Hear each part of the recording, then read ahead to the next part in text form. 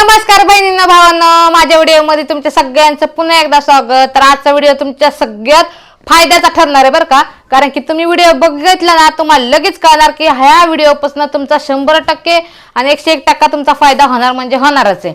कारण की तुम्हाला आता माहितीच आहे आपल्या घरात 12 महिने आपण गहू, ज्वारी, तांदूळ, कडधान्य कोणचे पण आपण साठवून ठेवलेले असतात। कारण की आपल्याला थोडे थोडे खाण्यापेक्षा आपण एकदाच घेत असतो। ते 50 किलो किंवा 100 किलोचे कट्टे असतात गव्हाचे, तांदळाचे, अजून ज्वारीचे, बाजरीचे, कोण कोण बाजरी बी खातं। तर हे कट्टे आपण घेऊन ठेवलेले असतात आणि बरेच वेळेस काय होतं आपण सामान हे घेऊन ठेवल्याच्या नंतर त्याला लागतात मसुकिडे, बरोबर आहे का नाही? मसुकिडे लागतात। तर त्या मसुकिडेला बी सोनकिडे कोण कोण म्हणतो आणि कोण कोण मसुकिडे म्हणतं। तर आम्ही तर मसुकिडेच म्हणतो। तर तुम्ही काय म्हणता ते पण मला नक्की कमेंट करून सांगा। तर आम्ही सोनकिडे नाही म्हणत, आम्ही मसुकिडे म्हणतो आणि कोण कोण सोनकिडे पण म्हणतो ह्याला। तर हे सोनकिडे किंवा मसुकिडे आपल्याला इतका वैताग देतात ना, आणि जे आपण धान्य साठवून ठेवलेलं असतं तर ते धान्य साठवल्याच्या नंतर आपल्याला खायच्या लायकीच ठेवत नाही मसुकिडे। सगळ्या गव्हात बघितले मसुकिडे, तांदळात बघितले मसुकिडे, ज्वारीत बघितले मसुकिडे, बाजरीत बघितले मसुकिडे। कारण की आपण घरात सगळं सामान भरून ठेवत असतो आणि त्यातल्या एकाला जरी मसुकिडे लागले ना, समजा गव्हाला लागल्यात तर बाकी धान्याला लगेचच मसुकिडे लागतात, किंवा त्यातल्या कोणत्याही एका धान्याला लागू द्या मसुकिडे, 100% सगळ्या धान्याला मसुकिडे लागतात। आणि मसुकिडे लागल्याच्या नंतर ते गहू आणि ज्वारी असते ना त्याला असे पोकळ करतात, कारण की ते खात असतात, त्यातलं पीठ करून करून खात असतात आणि फक्त पापुडदा राहतो फक्त ज्वारीचा किंवा गव्हाचा। मसुकिडे नुसता पापुडदावरती ठेवतात, आतमध्ये घुसून त्यातला सगळा पिठाचा पीठ खाऊन टाकलेलं असतं। आणि त्याच्यानंतर काय करतात, ज्या टाइमला आपण दळण देत असतो तर आपण चाळणीने चाळत असतो। असं नाही की आपण दळण करताना नीट करून देत नाही, आपण चाळणीने चाळतो, उन्हाला घालतो आणि उन्हाला घातल्याच्या नंतर चाळणीने चाळून आपण गिरणीत देत असतो दळायला। तर गिरणीत डब्बा ज्या टाइमला आपण ठेवतो त्या टायमिंगला त्यातनं मसुकिडे असे वरती येतात। कारण की काय होतं, ज्या टाइमला आपण गिरणीत दळायला ठेवतो आणि त्या टायमिंगला हे शांत गहू आणि ज्वारी काय आपण ठेवलेलं असतं ते शांत राहिलेलं असतं, त्यामुळे त्यातनं मसुकिडे बाहेर फिरायला निघतात। तर ती मसुकिडे निघल्याच्या नंतर गिरणीवाले सुद्धा म्हणतात ह्यात मसुकिडे आम्ही दळत नाही, कोण कोण दळून पण देत कोण कोण देत पण नाही। आणि जरी मसुकिडे त्यात असले वरती आले आणि ती दळून जर पीठ खायचं म्हणलं तर आपल्याला कसं वाटतं की मसुकिडे सुद्धा त्यात जाणार त्या पिठात मिक्स होऊन। कारण की आपण ज्या टायमिंगला गिरणीत टाकतो त्या टायमिंगला गव्हाचं ज्वारीचं जसं पीठ होऊन येतं तसं त्या मसुकिड्यांचं सुद्धा पीठ होऊन ह्या पिठात मिक्स होतं आणि इतके घाण आपल्याला गहू किंवा गव्हाचं पीठ किंवा ज्वारीचं पीठ इतकं घाण खावं लागतं। त्याच्यामुळे आपल्याला काय करायचंय, आता साठवून ठेवणं हे आपल्याला करावंच लागतं। कारण की आपण एक खटे पैसे घालत असतो घेऊन येत असतो, ते पैसे जास्त गेलेले असतात। 100 किलो आणि 50 किलो गहू तांदूळ घ्यायला पैसे जास्त गेलेले असतात आणि किलो 2 किलो कवर आणून खायचं असं माणसांचं असतं म्हणणं। कारण की बरेच कामं माणसाच्या मागं असतात, तेवढंच काम नसतं की धान्य दळून आणून खात, तसं काही नसतं। आता पुणे मुंबईला पण तुम्ही बघू शकता उन्हाला घालायची सोयच नसते। आता आपल्या खेडेगावात भरपूर सोय असते, आपल्याला अंगणात जागा असते, वट्टा असतो, त्या वट्ट्यावर आपण गहू तांदूळ वाळायला घालू शकते आणि वाळून ठेवल्याच्या नंतर ह्याला मसुकिडे लागत नाही हे पण आपल्याला माहितीये। पण काय होतं बरेच ठिकाणी पुणे मुंबईला घरं छोटे असतात आणि घराच्या बाहेर तर जागाच नसते की ऊन दाखवायला, गहू तांदूळ ज्वारीला बाजरीला ऊन दाखवायला तिथं जागाच नसती। आणि ज्या टायमिंगला त्याला ऊनच लागत नाही अजिबात त्या टायमिंगला त्यात मसुकिडे 100% होतात, मसुकिडे सोनकिडे तयार होतात। त्याच्यात आपण काही मानाने कुठनं येत नाही, त्याच्यातच तयार होतात। कारण की ओलावा असतो ना गहू तांदूळाला लागलेला, त्याच्यामुळे ते मसुकिडे मनाने तयार होतात।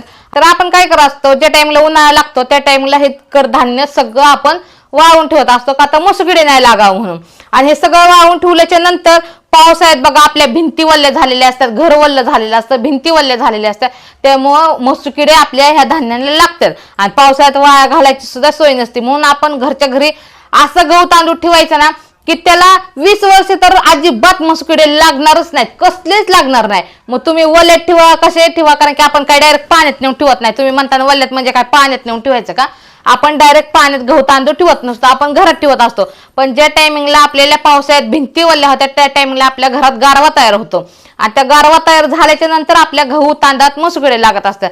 तर आपण असा एक उपाय करायचा ना गहू तांदळावर सगळ्याकडे धान्य, असा उपाय करायचा ना घरगुती की त्याला पुढचे 20 वर्ष तर कसलीच कडधान्याला मसुकिडे किंवा सोनकिडे लागलीच नाही पाहिजे। त्यासाठी आता आपल्याला जे आपण गहू तांदूळ साठवून ठेवलेलं असतं त्याला आपल्याला आता असं काहीतरी करून ठेवायचं ना, जेणेकरून पावसाळ्यात म्हणा किंवा त्याच्यानंतर किती दिवस आपल्या घरात तांदूळ गहू असू द्या, अजिबात त्याला मसुकिडे लागणार नाही. त्यासाठी काय करायचं हे मी तुम्हाला सांगते. व्हिडिओ शेवटपर्यंत बघा, म्हणजे तुम्हाला कळणार आहे की मी काय करणार आहे आणि कसं आपल्याला सगळं गहू तांदळात मिक्स करायचंय. मिक्स करून ठेवायचं आहे आपल्याला. आणि असं नाही की ही वस्तू आपण मिक्स केली तर मग आपल्याला दळण करताना परत ते येचत बसावं लागणार, असं काही नाही. मिक्स करताना अशा पद्धतीने मिक्स करायचं ना, त्याला मसुकिडे पण लागले नाही पाहिजे आणि ज्या टाइमला आपण दळण करतोय त्या दळणात काहीच मिक्स झालं नाही पाहिजे. म्हणजे आपल्याला दळण सोडून दळणातले खडे फिडे काढायचं सोडून हीच वस्तू काढत बसावं लागणार असं काही नाही. आपल्याला वस्तूच अशा प्रकारे ठेवायची की ती दळण करताना सुद्धा आपल्याला काही त्रास दिली नाही पाहिजे आणि आपल्या मसुकिडे आणि सोनकिडे आपल्या गहूच्यावर झाले पण नाही पाहिजे. तर चला मी तुम्हाला सांगते ही वस्तू कशी तयार करायची आणि कशी त्या गहू तांदळात ठेवायची हे सुद्धा मी सगळं तुम्हाला सांगते. तर चला करूया आपण आपल्या व्हिडिओला सुरुवात. तर आता आपण इथं आहे ना वहीचं पान घेतलंय. आपला कसलाही पेपर घरात असू द्या तो पेपर घ्या, इथं आपण कट करतोय. म्हणजे एवढंच आपल्याला हा कागद लागणार आहे. त्यामुळे हा जो शिल्लक कागद होता ना तो मी कट करून टाकलाय, कापून टाकलाय. आणि हे एवढाच फक्त पेपर आपण इथं घेतलाय. वहीचं पान आहे हे. तुमच्याकडे वहीचं पान असू द्या किंवा पेपर असू द्या, काही असलं तरी चालतंय. आणि त्याच्यानंतर काय करायचं आपल्याला, ह्याच्यात जे मी सामान ठेवणार आहे ते तुम्ही बघू शकताय. आता मी ह्यात काय काय ठेवते. तर ह्यात आपण सगळ्यात पहिल्यांदा मिरी ठेवली. तर ही मिरी किती घेतली मी तुम्ही याला सांगते बरं का. 20 मिरी घेतली आपण. किती घेतली तर 20 मिरी घेतली. आता त्याच्यानंतर आपल्याला ह्याच्यात टाकायच्यात लवंगा. तर ते लवंगा पण आहे ना आपण 20 टाकणार आहे बरं का. यात 20च लवंगा आणि 20च मिरी टाकायच्यात आपल्याला बरं का. तर इथं आपण लवंग आणि मिरी 20 घेतलेले आहेत आणि ते आपण ह्याच्यात टाकले. त्याच्यानंतर आपल्याला थोडंसं अजून सामान टाकायचं. तर ते काय काय टाकायचं हे बी मी तुम्हाला सांगते लगेच. तर हे जर काय माहिती का वैशिष्ट्य, की आता तुम्ही कधी बघू शकताय की घरात आपण ज्या टायमिंगला हे गरम मसाला आणून ठेवलेला असतो ते या गरम मसाल्याला कधीच मसुकिडे लागत नाहीत. तुम्ही 50 वर्ष जर हे घरात ठेवलं ना तरी मसुकिडे लागत नाही, तुम्हाला पण माहिती आहे. आणि गहू तांदळाला जसे मसुकिडे लागतात तसं ह्या गरम मसाल्याला ना अजिबात मसुकिडे लागत नाही, कारण की ह्याच्यात काय असे घटक असतात त्यामुळे ह्याला मसुकिडे लागत नाही. आणि हेच आपण ज्या टाइमला गहू तांदळात ठेवणार आहेत त्या टाइमला अजिबात मसुकिडे आपल्या गहू तांदळाला लागणारच नाहीत. पुढचे 20 वर्षात अजिबात आपल्या गहू तांदळाला काहीच होणार नाही. तर ह्याच्यात आपल्याला थोडीशी हळद टाकायची. तर एवढी हळद टाकलेली मी.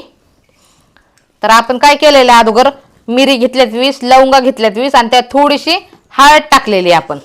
आणि हळद टाकल्याच्या नंतर ना ह्यात थोडंसं आपल्याला मीठ टाकायचंय. तर एवढं मीठ टाकलेलं आहे ह्याच्यात. त्याच्यानंतर आपल्याला काय करायचंय, मीठ टाकल्याच्या नंतर इथं मी 1 लाल मिरची घेतली. जास्त घ्यायची गरज नाही, एकच बास होती बरं का. आता हे सगळं 20 घेतलेलं आहे मी. लवंग आणि मिरी 20 घेतलेले. आणि हळद जी टाकली ती 2 चिमूट हळद टाकली आणि 2च चिमूट मीठ टाकलेले. तर आपण जी ही लाल मिरची घेतलेली, तर आपण मसाला करायची मिरची जी असते तुम्हाला आता माहिती आहे. आणि किंवा हिरव्या मिरच्या ज्या असतात ना त्या हिरव्या मिरच्या पण आपण घरात आणून ठेवल्या ना तर लाल होतात बघा. तर तसली हिरवी मिरची, जर हिरवी मिरची घरात असते ती ही लाल झाली ना तर ती आपण ह्या ठेवली तरी चालते बरं का. तर ह्या एका मिरचीचे आपल्याला 2 तुकडे करायच्यात. आणि ह्याच्यातनं तुम्ही बघू शकता बिया बाहेर पडल्यात. तर ह्या बिया पण आपल्याला ह्यातनं निघतात तेवढ्या काढायच्या आणि ह्याच्यात ठेवायच्या. आता ह्या बिया ज्या ह्याच्यातनं पडल्यात ना त्या तशाच राहू द्यायच्यात. आणि हे मिरचीचे जे आपण 2 मिरच्या, एका मिरचीचे 2 तुकडे केलेत ना ते पण आपल्याला ह्याच्यातच ठेवायच्यात. आणि त्याच्यानंतर आपल्याला ना ह्याला असं बांधून घ्यायचंय हे अशा प्रकारे.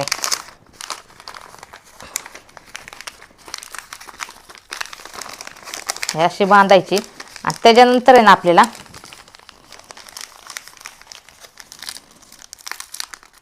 हे असं बांधून घ्यायचंय.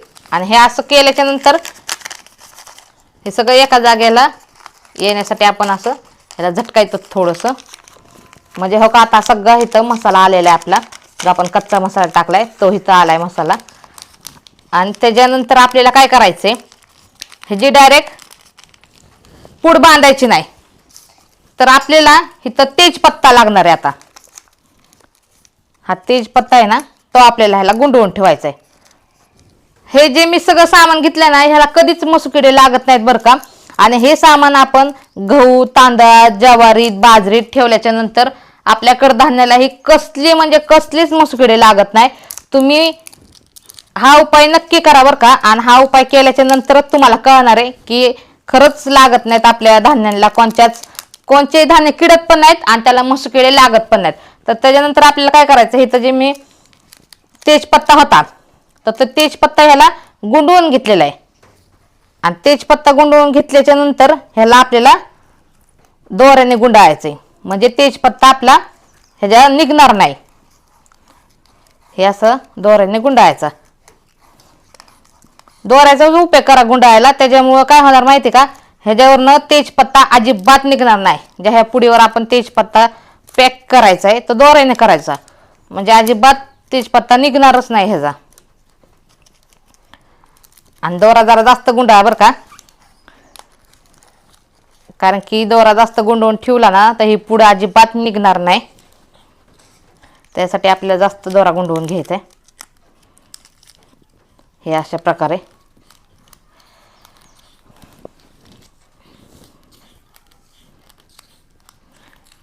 तर झालेली बघा आपली पूड मस्तपैकी अशी तयार. सगळीकडनं दोरा गुंडाळायला आहे मी.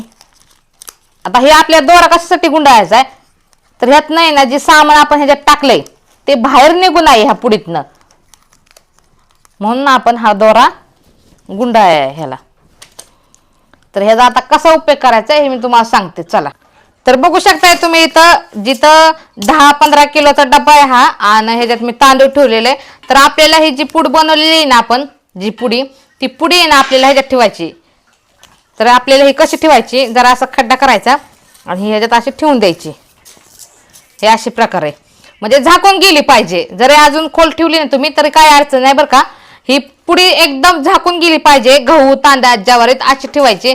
तर तुम्ही जर आता हे 10-15 किलोचं तांदूळ आहे ह्याच्यात मी एक पुडी ठेवलेली बरं का.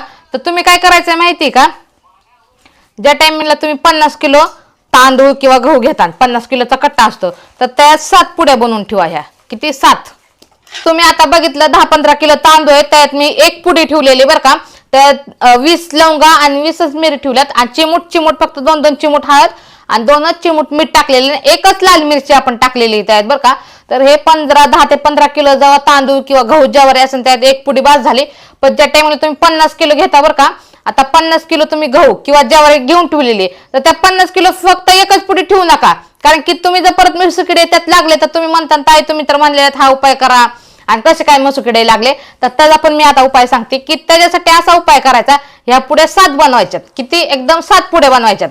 आता आपण 10-15 किलो तांदूळ आहे त्यात मी एक पुडी ठेवली, तर तुमच्याकडे ना 50 किलो तांदूळ असू द्या, गहू असू द्या, ज्वारी असू द्या, बाजरी असू द्या, त्यात 7 पुड्या करून ठेवायच्या. अशा किती 7. तर काय करायचं आपल्याला, असे जरा उकरायची ती, म्हणजे गहू किंवा तांदूळ असन जरा असा खड्डा करत जावा त्यात, आणि ह्या पुड्या ठेवत अशा पूर्ण पोत्यात 7 झाल्या पाहिजेत पुढे, अशा पुड्या ठेवायच्या. ह्या त्या कोपऱ्याला ठेवत अशा 7 पुड्या ठेवायच्या. आणि ह्या 7 पुड्या ठेवल्याच्या नंतर तुम्हाला इतका भारी रिझल्ट येणार नाही ह्याचा की पुढच्या 20 वर्ष तरी तुमच्या धान्याला कसलीच कीड लागणार नाही, कसलेच मसुकिडे किंवा सोनकिडे कसलेच लागणार नाही, आणि तुमचं धान्य एकदम सुंदर चकचकीत राहणार आहे बरं का. कारण की ज्या टायमिंगला मसुकिडे लागतात त्या टायमिंगला खायच्या लायकीच राहत नाही, टाकून द्यावा लागतात, मग करणास होतो. त्यामुळे काय करायचं आपल्याला 7 पुड्या ठेवा अशा 50 किलोच्या धान्यात, तुमच्या धान्याला काहीही होणार नाही. तर हा व्हिडिओ माझा तुम्हाला कसा वाटला हे मला नक्की कमेंट करून सांगा, आणि तुम्ही कोणत्या गावातनं माझे व्हिडिओ बघता हे पण मला नक्की कमेंट करून सांगा. तोपर्यंत धन्यवाद.